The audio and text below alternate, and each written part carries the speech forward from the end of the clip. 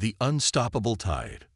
The golden spires of Zelani Prime reached toward twin suns like fingers of hope stretching into infinity. For 3,000 years, the crystalline towers had housed a civilization dedicated to art, philosophy, and peaceful exploration. The Zelani had never built weapons of war, never conquered distant worlds, never enslaved other species. They believed the universe was vast enough for all beings to flourish in harmony. They were wrong. General Krextar stood on the command deck of the dreadnought Dominator, his scaled hands clasped behind his armored back. Through the massive viewports, he watched the Zelani homeworld burn. Plasma bombardment had turned their beautiful cities into seas of molten glass. Their orbital gardens, where rare flowers from 100 worlds once bloomed, now drifted as glowing debris clouds around the dying planet. The hegemony war machine moved with mechanical precision. Krextar had perfected this dance of destruction across 47 star systems. His fleet of 300 warships would arrive at a world, demand immediate surrender, then obliterate any resistance. Most species submitted within hours. The smart ones recognized futility when they saw it. The Zelani had chosen defiance. Their small patrol craft had buzzed around the hegemony fleet like insects attacking a landslide. Brave, perhaps, but ultimately meaningless. Krextar respected courage, but he crushed it all the same. The strong dominated the weak. This was the natural order of the galaxy. General, reported his tactical officer, a young hegemony warrior with fresh scars across his neck ridges. All primary targets eliminated. The planet's defense grid is down. Population centers are 93% neutralized. Krextar nodded. Zelani Prime would serve as another example to other worlds that might consider resistance. Word would spread through refugee ships and hidden communication networks. The hegemony was coming, and nothing could stop them. Fear was often more effective than weapons. Prepare the fleet for hyperspace jump, Krextar commanded. Our next target awaits. The Nexus Gate system lay 12 light-years away, a critical hyperspace junction that controlled access to the densely populated inner colonies of human space. Intelligence reports suggested the humans had established monitoring stations there, but no significant military presence. Like most species, they would learn too late that their peaceful intentions meant nothing against hegemony might. Ambassador Thyra clutched the emergency beacon as her damaged scout ship limped through hyperspace toward human territory. She was one of only 300 Zelani who had escaped their homeworld's destruction. Her people's musical language had been silenced forever, their libraries of living memory crystals turned to ash. The weight of being among the last of her kind pressed down on her like the gravity of a collapsing star. But the humans had to be warned. For 2 years, Thyra had served as cultural liaison between her people and various galactic civilizations. She had studied human history, learned their languages, and developed a deep respect for their complex nature. Humans were young compared to species like the Zelani, but they possessed something rare in the galaxy: an absolute refusal to accept defeat. The humans had survived ice ages, plague, and global wars on their homeworld. They had clawed their way from primitive hunters to interstellar travelers through sheer determination. When faced with impossible odds, humans didn't surrender. They adapted, they fought, and somehow they endured. If any species could stand against the hegemony, it would be humanity. Thyra's ship emerged from hyperspace near Earth's outer sensor buoys. Within minutes, human patrol craft surrounded her vessel. Their weapons were powered but not targeted, their communications professional but cautious. Even in first contact with an unknown alien ship, they showed both strength and restraint. Unknown vessel, this is Commander Sarah Mitchell of the UES Guardian. Please identify yourself and state your intentions. Thyra activated her translation matrix and responded in careful English. I am Ambassador Thyra of the Zelani Republic. I carry urgent information about a threat to all civilized worlds. My people are dead, but yours still have time to prepare. Within hours, Thyra found herself in the secured briefing room of Earth Defense Command, surrounded by humanity's military leaders. Admiral James Rodriguez, a weathered man with intelligent eyes, studied the holographic displays showing the hegemony's path of conquest. General Patricia Hayes, Earth's top strategic planner, made notes on a digital tablet as Thyra described the enemy's tactics. But it was Commander Elena Vasquez who truly understood what they were facing. Elena was 42 years old, with graying black hair and scars on her hands from years of shipboard duty. She commanded the UES Resilience, humanity's most advanced battleship, and had spent her career preparing for threats that might never come. Now, studying the data from Zilani Prime's destruction, she realized that threat had arrived. Their fleet composition suggests a doctrine of overwhelming force, Elena said, her voice steady despite the magnitude of what they faced. 300 ships, including at least 50 Dreadnought-class vessels. Our entire defense fleet numbers 87 ships, most of them smaller cruisers and destroyers. Dr. Marcus Chen, Earth's leading expert in alien technology, looked up from his analysis tablet. He was a thin man with nervous energy and brilliant insights. Ambassador Thyra, did your people identify any weaknesses in their technology? Any tactical vulnerabilities we might exploit? Thyra's elongated head drooped with sorrow. My people were not warriors, Dr. Chen. We tried to reason with them, to offer peaceful coexistence. The hegemony does not negotiate. They demand total submission or complete annihilation. Admiral Rodriguez studied the star charts showing the hegemony's projected path. The mathematics were brutal but clear. They'll reach the Nexus Gate system in 6 weeks. Once they control that hyperspace junction, they can strike at any of our core worlds. We have to stop them there. With what? General Hayes asked bluntly. Even if we concentrate our entire fleet at Nexus Gate, we're outnumbered 4-1 by an enemy that's never lost a battle. Commander Vasquez stood up and walked to the tactical display. She studied the 3-dimensional map of the Nexus Gate system, noting the asteroid fields, gas giant, and spatial anomalies that made it such an important navigational waypoint. Her mind raced through possibilities, calculating odds and considering desperate strategies. We don't need to win, she said finally. We need to buy time and send a message. The room fell silent. Everyone understood what she was suggesting. One ship, Elena continued, positioned at the primary hyperspace emergence point. Not to defeat their fleet, but to show the galaxy that someone is willing to fight. That resistance is possible. Admiral Rodriguez shook his head. Elena, that's suicide. The Resilience is our most advanced warship, but against 300 enemy vessels. It's not about winning, Admiral. It's about making them pay a price they weren't expecting. Every battle they've fought has been quick and one-sided. They arrive, the enemy surrenders or dies quickly, and they move on. What happens when someone makes them fight for their victory? Captain Maria Torres, Elena's second-in-command and closest friend, leaned forward in her chair. She was a veteran pilot with steady nerves and absolute loyalty to her crew. Commander, the Resilience has a crew of 430 people. Good people. Are we asking them to die for a gesture? Elena looked around the room at the faces of humanity's leaders. These were people who had spent their careers preparing for threats to their species, making impossible decisions under pressure.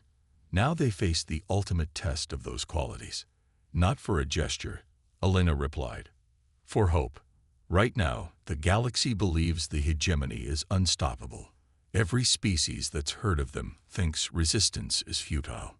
If one human ship can stand against their entire fleet, if we can show that someone is willing to fight no matter the odds, maybe other species will find their courage too. Dr. Chen looked up from his calculations. There might be a scientific benefit as well.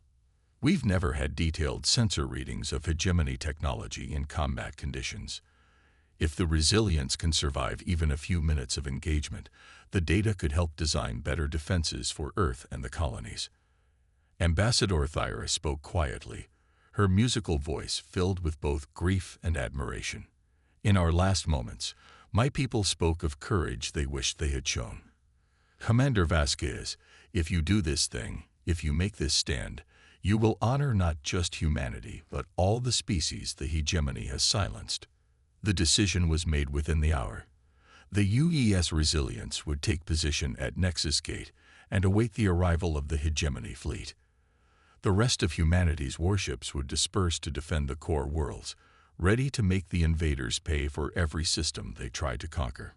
5 weeks later, Commander Elena Vasquez stood on the bridge of the Resilience as her ship dropped out of hyperspace at the Nexus Gate system.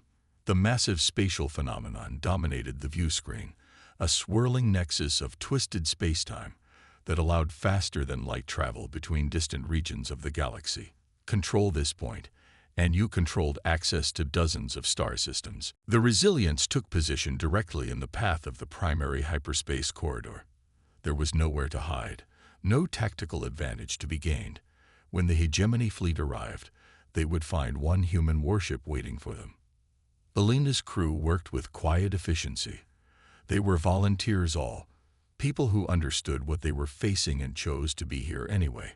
Dr. Chen had installed additional sensor packages to record everything about the coming battle. The engineering teams had pushed the ship's systems beyond normal parameters, knowing they would need every advantage they could gain. Captain Torres moved between duty stations, checking with each department. The weapon systems were charged and ready. The shields were at maximum power. The engines were prepared for combat maneuvers that would push the Resilience to its limits. Commander, reported Lieutenant Jake Morrison from the sensor station.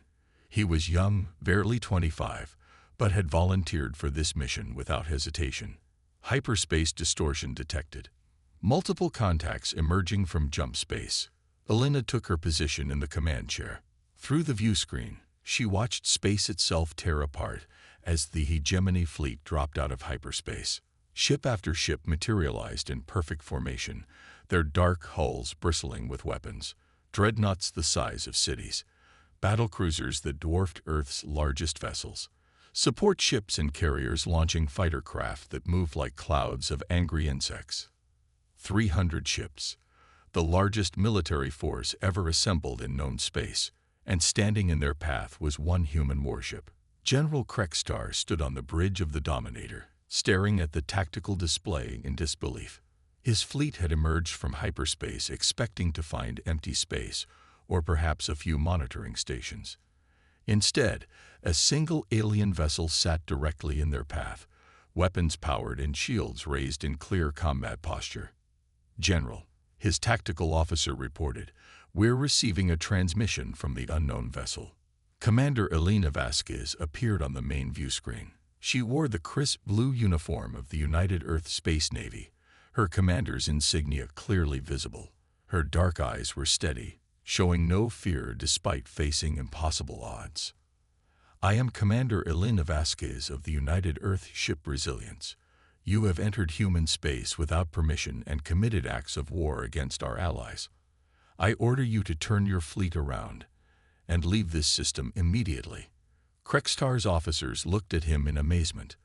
A single ship was demanding that the entire hegemony fleet retreat. The audacity was either brilliant or insane. "Human," Krextar replied, his voice carrying the authority of 47 conquered worlds. "I am General Krextar of the hegemony. We have destroyed every fleet that has opposed us. Your single ship cannot stand against our might. Surrender now, and your crew will be granted the mercy of quick death." Elena's expression never changed. "General, I study the reports from your previous conquests. You attack peaceful worlds and defenseless populations. Today, for the first time, you face someone who's ready to fight back. The question is, are you ready for a real battle?" The transmission ended, leaving Krextar staring at the empty screen. In 47 campaigns, no enemy had ever spoken to him with such defiance. Most begged for mercy or tried to negotiate surrender terms. This human commander was actually challenging him to combat. "General," his fleet coordinator reported, "the human ship is charging weapons and taking an attack posture. They appear to be serious about engaging us." Krextar studied the tactical readout. The human vessel was approximately half a mile long, dwarfed by even his smallest battle cruisers. Its energy signature suggested respectable shielding and weapons, but nothing that could threaten his dreadnoughts. This should be over in minutes. But something about the situation bothered him. In all his years of conquest, no species had ever made a stand like this. There had to be a reason. Were the humans hiding additional ships? Was this some kind of trap? "Deploy scouts," he ordered. "Full sensor sweep of the system. I want to know if this is truly just one ship or if they have reinforcements hiding somewhere." The search took 30 minutes. The hegemony fleet found asteroid mining stations, automated sensor buoys, and the wreckage of old cargo ships. But no hidden fleet, no secret weapons, no trap. Just one human warship alone against the might of an empire. When giants fall. Commander Elena Vasquez watched the hegemony scouts return to their formation. She could imagine the confusion on their command ship. Every strategic doctrine taught that inferior forces should avoid engagement with superior enemies. The smart play was to retreat, gather intelligence, and return with reinforcements. Today, we're going to show this hegemony that humanity doesn't surrender. We're going to show the galaxy that some things are worth fighting for, no matter the odds. Every second we survive, every shot we take, sends a message across the stars. Resistance is not futile. Hope is not dead. Elena switched to the external communication frequency, addressing the hegemony fleet directly. "General Krextar, you've had 30 minutes to consider our terms. My offer stands. Turn your fleet around and leave human space. This is your last chance." General Krextar's response came immediately. "Human commander, your bravery is noted but meaningless. We offer you one final opportunity. Surrender your vessel, and we will grant your crew the honor of serving the hegemony. Refuse, and you will be destroyed." Elena looked at Captain Torres, whom nodded with grim determination. She looked at Dr. Chen, who was still adjusting his sensor equipment to record every detail of what was about to happen. She looked at Lieutenant Morrison, who gave her a thumbs up despite his obvious fear. "General," Elena replied, "humanity has a saying. Freedom is not free. Today you're going to learn what that means. All human ships. This is the UES Resilience. We are engaging the enemy." The battle began with a symphony of destruction. The hegemony fleet opened fire with concentrated plasma bursts designed to overwhelm the Resilience's shields in seconds. Beams of pure energy lanced across space, each shot capable of vaporizing a city block. The human warship disappeared behind a wall of brilliant explosions as hundreds of weapons targeted it simultaneously. But when the light faded, the Resilience was still there.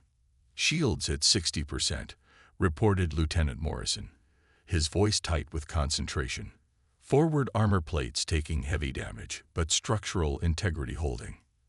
Elena studied the tactical display as Dr. Chen's enhanced sensors analyzed the enemy weapons. The hegemony used brute force tactics, relying on overwhelming firepower to crush resistance quickly. Their weapons were powerful but inefficient, designed for intimidation as much as destruction. "Captain Torres, initiate evasive pattern delta. Use the asteroid field to break up their firing solutions." The Resilience dove toward the dense asteroid belt that surrounded the Nexus Gate phenomenon. The human ship was smaller and more maneuverable than the massive hegemony dreadnoughts, able to weave between space rocks that forced the larger vessels to adjust their positions. Elena watched as several hegemony ships moved to surround the asteroid field, cutting off escape routes, exactly what she had hoped they would do. "Dr. Chen, are you getting the readings we need?" The scientist looked up from his displays, excitement mixing with fear in his expression. "Commander, their shield harmonics are incredibly regular. They've never had to adapt to changing weapon frequencies because no one has survived long enough to adjust tactics. If we can modulate our weapons to match their shield resonance." "Do it," Elena ordered. "All weapons, switch to rotating frequency modulation. Target the lead dreadnought." The Resilience emerged from behind a massive asteroid, its weapons blazing with precisely calibrated energy bursts. Instead of the usual ineffective scatter pattern, the human ship's guns punched through the hegemony vessel's shields like they were made of glass. Explosions rippled across the alien dreadnought's hull. On the bridge of the Dominator, General Krextar watched in shock as one of his most powerful warships took significant damage from a vessel one-tenth its size. The tactical display showed shield failures and hull breaches on the wounded dreadnought. "How is this possible?" he demanded. His tactical officer studied the sensor readings with growing alarm. "General, the human ship is using adaptive weapon frequencies. They're adjusting their fire to penetrate our defenses. No enemy has ever done this before." Krextar felt something he had not experienced in decades of conquest: uncertainty. Every battle in his career had followed the same pattern. The enemy would fire desperately with whatever weapons they possessed, fail to penetrate hegemony shields, and be destroyed within minutes. This human ship was actually hurting his fleet. "All ships, concentrate fire on that human vessel. I want it destroyed immediately." The hegemony fleet converged on the Resilience's position with massive firepower. Space itself seemed to burn as hundreds of weapons targeted the lone human ship. But Alina had learned from studying the battle reports of 47 conquered worlds. The hegemony expected quick victories. They had never developed tactics for prolonged combat. "Captain Torres, activate emergency power to engines. Full acceleration toward the gas giant." The Resilience shot away from the asteroid field at maximum velocity, using the gravity well of the nearby gas giant to slingshot around its atmosphere. The maneuver forced the hegemony fleet to reposition, breaking up their concentrated fire patterns. But Alina knew they were buying time, not victory. The Resilience's shields were down to 30%. Armor was failing across multiple sections. The ship couldn't survive much more punishment. "Commander," Dr. Chen called out urgently, "I'm detecting massive energy buildup from the Nexus Gate phenomenon. The gravitational stresses from this battle are destabilizing the hyperspace junction." Elena looked at the tactical display with new understanding. The Nexus Gate was not just a navigational landmark. It was a controlled tear in spacetime, maintained by careful gravitational balance. Disrupt that balance, and the entire hyperspace corridor could collapse. "Doctor, what would happen if the gate destabilized completely?" Chen's face went pale as he ran calculations. The hyperspace corridor would collapse, making faster-than-light travel impossible in this region. Ships already in hyperspace would be thrown back into normal space. The hegemony fleet would be trapped here for months while their engineers found alternative routes. Elena smiled grimly. They couldn't defeat 300 ships, but they could strand them. Cut off from reinforcements and supply lines, the hegemony fleet would be vulnerable to human counterattack. "All power to weapons," she ordered. "Target the gravitational stabilizers around the Nexus Gate." Captain Torres looked at her commander with sudden understanding. "Elena, if we destabilize the gate while we're this close..." "I know, Maria, but it's the only way to stop them." The Resilience turned toward the massive space-time anomaly at the heart of the system. Ancient stabilization platforms, built by unknown aliens millions of years ago, maintained the delicate balance that kept the hyperspace corridor open. Destroy those platforms, and the gate would collapse. General Krextar realized what the humans were attempting just moments too late. "Stop them. All ships, intercept that vessel before it reaches the stabilizers."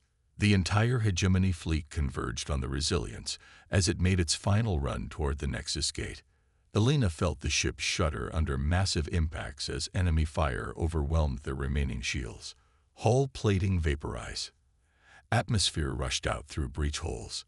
But the ship held together through sheer engineering determination and the will of its crew. Weapons ranged to first stabilizer platform. Lieutenant Morrison reported, his voice steady despite the chaos around them. "Fire," Elena commanded. The Resilience's guns, still calibrated to penetrate hegemony shields, tore into the ancient stabilization platform. The structure had stood for millions of years, but it had never been designed to withstand military weapons. Explosions rippled across its crystalline surface as critical systems failed. The Nexus Gate phenomenon began to fluctuate. Space-time itself twisted and writhed as gravitational forces went out of balance. Several hegemony ships, caught too close to the anomaly, were pulled into the collapsing hyperspace corridor and vanished. Second stabilizer in range, Morrison announced. The Resilience was dying. Half the bridge stations were dark. Emergency lighting cast eerie shadows across smoke-filled corridors, but Alina's crew stayed at their posts, determined to complete their mission. Fire. The second platform exploded in a cascade of exotic energy. The Nexus Gate began collapsing in earnest now, its carefully maintained balance destroyed. The hyperspace corridor that had connected dozens of star systems for millions of years was dying. General Krextar watched in horror as his fleet was trapped in normal space. Ships trying to enter hyperspace were thrown back into the system, their jump drives overloaded by the gravitational chaos. His avenue of retreat was gone. His path of advance was blocked. For the first time in his career, Krextar faced the possibility of defeat. "One ship," he whispered. "One human ship has done this to us." On the bridge of the Resilience, Commander Elena Vasquez felt her ship's final death throes. The engines were offline. Life support was failing. Most of the crew had evacuated to escape pods, but Elena and her senior officers remained at their stations. "Commander," Captain Torres said quietly, "it's been an honor serving with you." Elena nodded, looking around at the faces of her remaining crew. Dr. Chen was still recording data, determined to send humanity's scientific observations back to Earth. Lieutenant Morrison maintained his sensor watch despite being injured by debris. Chief Engineer Rodriguez worked frantically to keep power flowing to the communication systems. "This is Commander Elena Vasquez of the UES Resilience." She broadcast on all frequencies, knowing her words would be heard across the galaxy. "To any species listening, the hegemony fleet is trapped at Nexus Gate. Their supply lines are cut. They are vulnerable. This is humanity's gift to the galaxy. Proof that resistance is possible. Proof that bullies can be stopped. Proof that freedom is worth fighting for." The transmission ended as the Resilience's final systems failed, but the message had been sent. Across dozens of star systems, species that had lived in fear of hegemony conquest heard Elena's words. The unstoppable force had been stopped by immovable human courage. In the months that followed, while the hegemony fleet remained trapped at Nexus Gate, something unprecedented happened across the galaxy. Species that had surrendered without fighting began to reclaim their worlds. Races that had lived as slaves found their courage and rebelled. The example of one human warship sparked a galactic uprising that ultimately drove the hegemony back to their own territory. Ambassador Thyra, now serving as liaison between humanity and the liberated worlds, stood before the memorial statue on Earth. The bronze figure of Commander Elena Vasquez gazed toward the stars, her hand raised as if still giving orders to her crew. Inscribed at the base were her final words: "Resistance is possible." The galaxy had learned an important lesson at Nexus Gate. Sometimes the most powerful force in the universe is not the largest fleet or the strongest weapon. Sometimes it is simply the courage to stand up and say no when everyone expects you to surrender. Humanity had said no to an empire. And in doing so, they had changed the course of galactic history forever.